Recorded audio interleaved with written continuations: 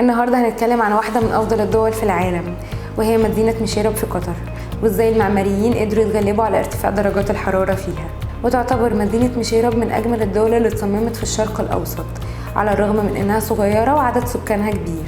وبدأوا يصمموا المباني بالطرق القديمة بس بالتكنولوجيا اللي موجودة النهاردة. كمان لو بصينا على تخطيط المدينة من بره هنلاقي إن المباني قريبة من بعض جدا، والشوارع بقت أضيق، وده خلى أشعة الشمس متوصلش للشوارع غير وقت قليل جدا.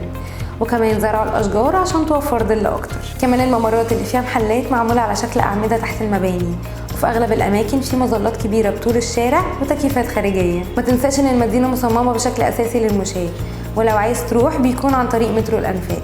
كمان لو بصينا للمباني هنلاقيها كلها مصممة على الطراز الإسلامي، والمباني بتضلل على بعضها، فبالتالي ما بقاش المبنى معرض للشمس والحرارة طول النهار. ده غير إن المباني كلها مصنوعة من الحجر السميكي العازل للحرارة، والمباني كلها صديقة للبيئة، وهي مدينة مستدامة بالكامل بسبب التكنولوجيا والواي فاي اللي مغطي المدينة كلها.